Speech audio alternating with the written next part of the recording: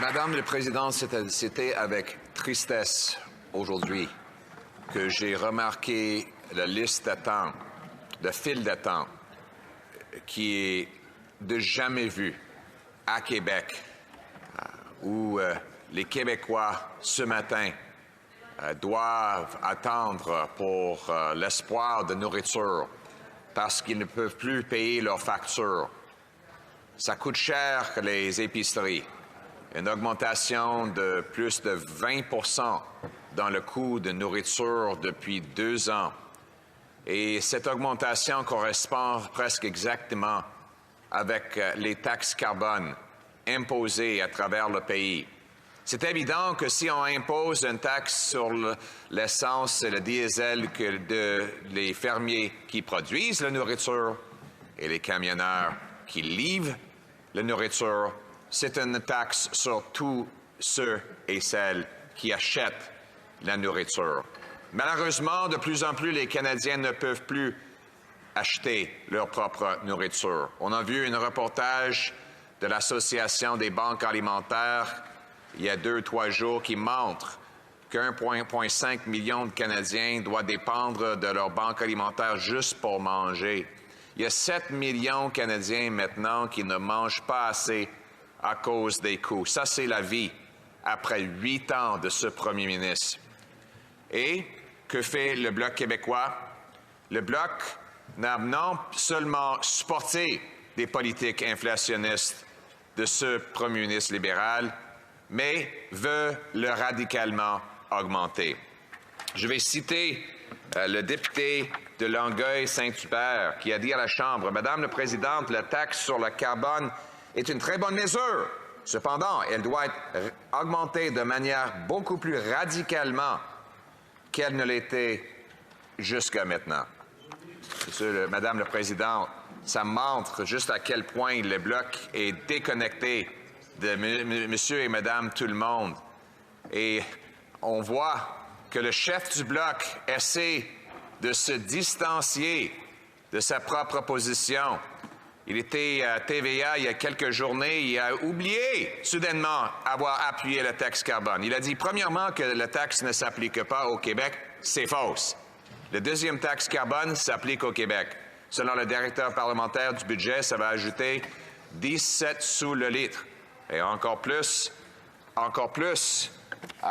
on applique le taxe de vente sur la taxe carbone pour un coût total de 20 sous le litre, Madame le Président. C'est pour ça que je vais partager mon temps avec le député de Char-Beauport-Haute-Saint-Charles. Et le Bloc a voté contre une motion pour éliminer cette deuxième taxe carbone pour permettre les Québécois de garder leur propre argent. Le chef du Bloc a oublié ça aussi en disant qu'il n'a jamais voté sur la deuxième taxe carbone. Mais c'est dans le bilan du Parlement le 5 juin. Ou bien il a oublié, ou bien il veut que les Québécois oublient. Mais on n'a pas oublié. Je me souviens comment il a voté pour la deuxième taxe carbone. Et je me souviens aussi que le Bloc veut radicalement augmenter les taxes sur le dos des Québécois. Les Québécois ne devraient pas devoir envoyer leur argent à Ottawa. Comment ça se fait qu'une partie supposément souverainiste veut ramasser l'argent des Québécois à Ottawa entre les mains des politiciens et bureaucrates fédéraux? Moi, je crois que les Québécois devraient être maîtres chez eux et maîtres de leur propre argent. Et c'est pour ça que je vais éliminer la taxe carbone. Ça coûte cher voter Bloc. En fait, ça coûte très cher voter Bloc.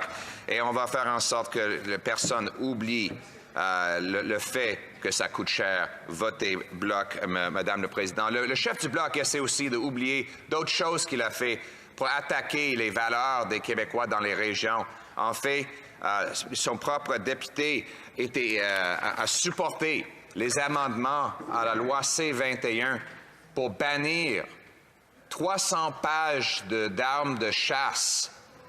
Au comité, quand les libéraux ont mis devant le comité une liste de 300 pages d'armes de chasse, le Bloc québécois a dit que c'était, je cite, c'est le député du Rivière-du-Nord, j'ai presque l'impression que la définition donnée dans l'amendement de G4 a été écrite par le Bloc québécois.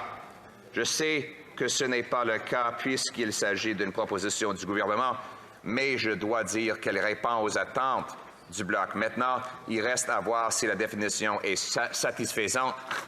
Ça veut dire qu'il voulait peut-être bannir davantage d'armes de chasse. Madame la Présidente, les gens dans les régions, les chasseurs dans les régions du Québec ne sont pas des criminels, contrairement à ce que pense le Bloc et leur idéologie de l'extrême gauche. Les chasseurs ont le droit de continuer de vivre leur héritage et de le faire avec le respect et non pas les attaques du gouvernement. Et c'est pour ça que le Parti conservateur, c'est le seul parti à la Chambre des communes qui va défendre les chasseurs du Québec et à travers le pays.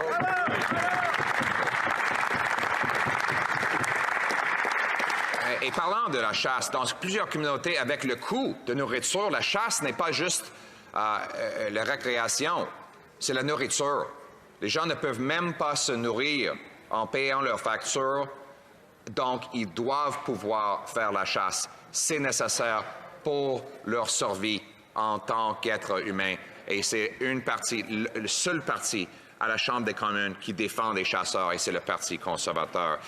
Madam Speaker, here we are today. Madame la Présidente, nous voici aujourd'hui avec 1,5 million de personnes qui dépendent des manques alimentaires. 7 millions de personnes ont réduit la quantité de nourriture qu'ils mangent par jour car ils ne peuvent se permettre d'acheter des aliments. Voilà la misère qui existe au pays après 8 ans sous ce premier ministre qui a enregistré des déficits inflationnistes et qui a imposé des taxes carbone. Pire encore, maintenant, le premier ministre, avec l'aide nécessaire du NPD, va quadrupler la taxe carbone pour qu'elle se chiffre à 61 cents le litre lorsqu'on taxe le diesel de l'agriculteur qui cultive la nourriture et lorsqu'on taxe le camionneur qui transporte la nourriture, on taxe tous ceux qui consomment cette nourriture. Et donc, c'est sans surprise que les gens ne peuvent se permettre de payer leurs facteurs d'épicerie. Les libéraux de Trudeau taxent l'épicerie et c'est terrifiant. Ils veulent maintenant quadrupler cette taxe.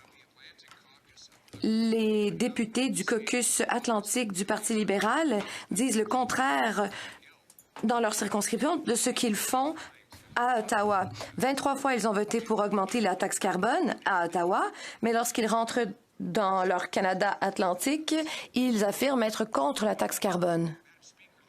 Madame la Présidente, les gens des Maritimes sont plus intelligents que cela et ne seront pas bernés par des politiciens qui disent une chose dans l'Atlantique et qui disent le contraire lorsqu'ils se trouvent sur la colline parlementaire. C'est un principe très simple.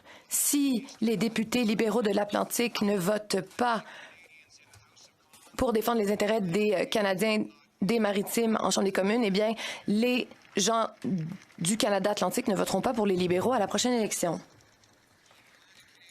Les Canadiens de l'Atlantique savent qu'un seul parti éliminera la taxe carbone, que seul un parti s'est battu contre cette taxe à chaque étape.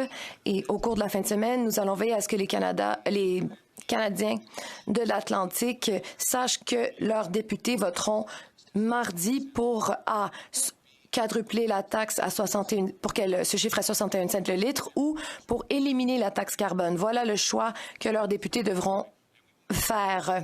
Et nous allons faire en sorte que les néo-démocrates qui ont abandonné les travailleurs au profit des sociétés et des PDG, nous allons veiller à ce que leurs commettants sachent que le NPD est occupé à piller leur portefeuille et qu'ils servent la cupidité des entreprises à Ottawa plutôt que défendre les intérêts des Canadiens et des aînés.